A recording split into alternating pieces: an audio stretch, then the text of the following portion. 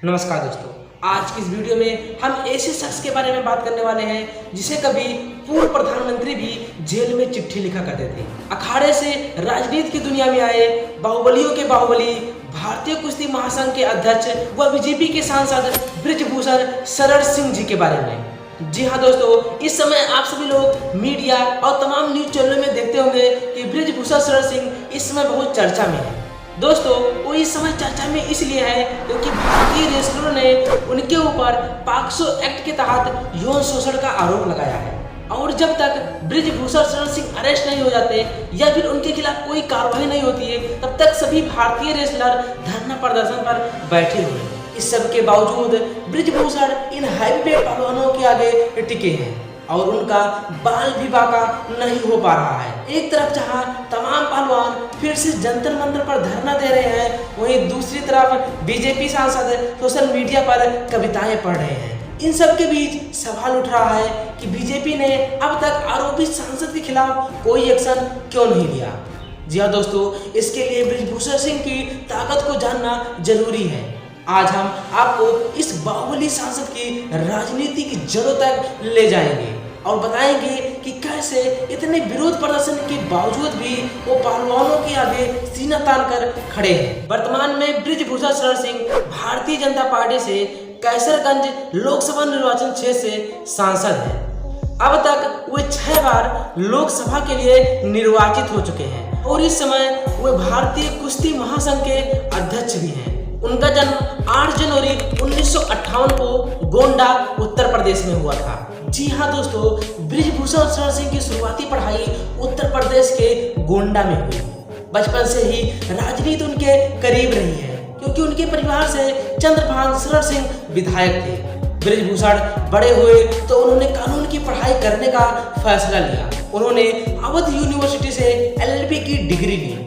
इस दौरान वो छात्र राजनीति से जुड़ गए और छात्र संघ के अध्यक्ष चुने गए। बृजभूषण शरण सिंह के छात्र संघ के अध्यक्ष बनने के पीछे भी एक कहानी है। दोस्तों, कहानी ये थी कि गर्मियों की छुट्टी का वक्त था। बृजभूषण सिंह अपने गांव के पास वाले कॉलेज जा रहे थे। रास्ते में कुछ लोग लड़कियों के साथ छेड़खानी कर रहे थे। बृजभूषण ने विरोध किया और मंचलों के साथ भिड़ गए। इस घटना ने उन्हें छात्र नेता के तौर पर स्थापित करना शुरू किया। पहलवानों वाले कादी कट के बृजभूषण सिंह को कुछ ही समय में युवाओं का भरपूर साथ मिला।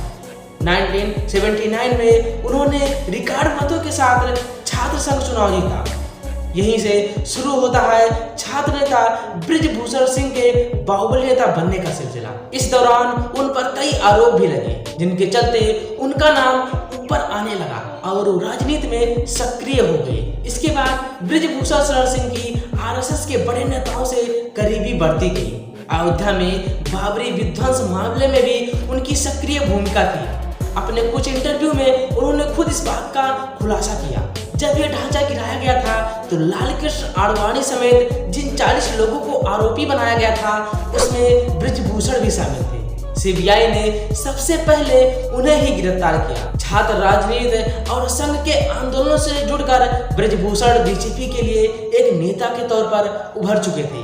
साल 1991 में पहली बार बीजेपी की तरफ से उन्हें लोकसभा का टिकट दिया गया। गोंडा में उन्होंने बहुत बड़े अंतर से चुनाव को जीता। इसके बाद से वो लगातार ताकतवर होते चले गए और राजनीति की सीढ़ियां चढ़ते गए। पहले ही चुनाव के दौरान बृजभूषण शरण सिंह के खिलाफ 30 से ज्यादा मामले दर्ज थे। साल 1996 के दौरान बृजभूषण के खिलाफ टांडा के तहत मुकदमा दर्ज हुआ और उन्हें गिरफ्तार कर लिया गया। उन पर अंडरवर्ल्ड डॉन दाऊद इब्राहिम से संबंध का आरोप लगा था। इसके चलते उन्हें टिकट नहीं मिल पाया, लेकिन किसी और उम्मीदवार को चुनने की बजाय बीजेपी ने उनकी पत्नी केतकी सिंह को ही गोंडा से टिकट दिया, जिन्होंने कांग्रेस उम्मीदवार को बड़े अंतर से हरा दिया। बृजभूषण सिंह की ताकत का अंदाजा इसी बात से लगाया जा सकता है कि जब दाऊद से लिंक के आरोपों के चलते वो जेल की सजा काट रहे थे, तब बीजेपी के दिग्गज नेता व पूर्व प्रधानमंत्री अटल बिहारी वाजपेयी ने उन्हें चिट्ठी लिखी थी।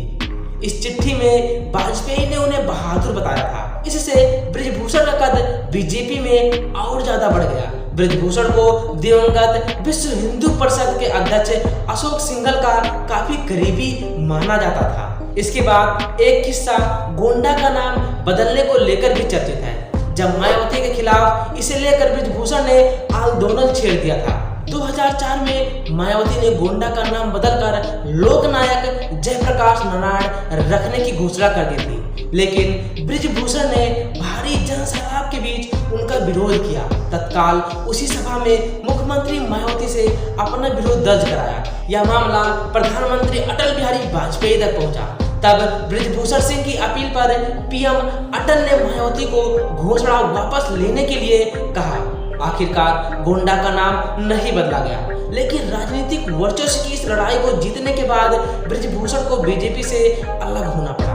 साल 2009 में ही उन्होंने कैसरगंज सीट से सपा के टिकट पर चुनाव लड़ा और जीत दर्ज की। हालांकि 2014 में मोदी लहर के दौरान वो फिर से बीजेपी में चले गए और उसके बाद से ही लगातार सांसद हैं। उन्हें 2019 में तीसरी बार इस पर बिठाया गया। इसके बाद उन पर अब तक कई गंभीर आरोप लगे हैं। अब आरोपियों की बात की गई है तो चलिए बृजभूषण शरण सिंह के आपराधिक इतिहास की भी बात कर लेते हैं। बृजभूषण के खिलाफ पिछले कई सालों में कई गंभीर मामले दर्ज हुए हैं। उनके खिलाफ हत्या से लेकर अंडरवर्ल्ड लिंक, गुंडा एक्ट, गैंगस्टर जैसी धाराओं में मामले दर्ज किए गए। बृजभूषण शरण सिंह के खिलाफ शिक्षा माफिया होने के भी आरोप लगते आए हैं। इसकी वजह है कि उनके करीब 50 से ज्यादा शैक्षणिक संस्थान चल रहे हैं, जो अयोध्या से लेकर के श्रावस्ती तक फैले हुए हैं। उनके विरोधियों का कहना है कि इस बिजनेस में उनके कई रिश्तेदार भी शामिल हैं।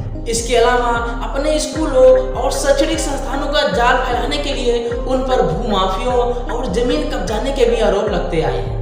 बृजभूषण शरण सिंह के पास 10 करोड़ से ज्यादा की संपत्ति है। बृजभूषण शरण सिंह ने अपनी छवि एक बाहुबली और दबंग नेता के तौर पर बनाई है, जिसके चलते वो हर बार चर्चा में बने रहे।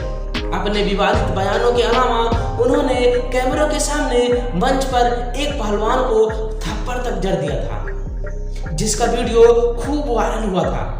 इसके अलावा अब बीजेपी के दबंग नेता बृजभूषण सिंह के खिलाफ कुश्ती के दिग्गज पहलवानों ने मोर्चा खोल दिया है। हालांकि पिछले 4 महीने में लाख कोशिशों के बावजूद बृजभूषण शरण सिंह के रसों पर कोई खास फर्क नहीं पड़ा। अब देखना होगा कि हत्या, अंडरवर्ल्ड के साथ संबंध जैसे बड़े मामलों से बच निकलने वाले बृजभूषण शरण सिंह को पहलवान धोबी पछाड़ दे पाएंगे या फिर नहीं। सो दोस्तों, ये था भारतीय कुश्ती महासंघ के अध्यक्ष व बीजेपी के सांसद बृजभूषण शरण सिंह के बारे में। हमने इस वीडियो में उनकी पूरी कुंडली खंगाली कि किस प्रकार से वो एक छोटे से छात्र नेता से कैसे एक सांसद बने। सो दोस्तों, अगर यह वीडियो आप सभी लोगों को पसंद आया हो तो प्लीज इस वीडियो को लाइक और शेयर जरूर कीजिएगा। चलिए मिलेंगे इसी नेक्स्ट वीडियो में, तब तक के लिए जय हिंद।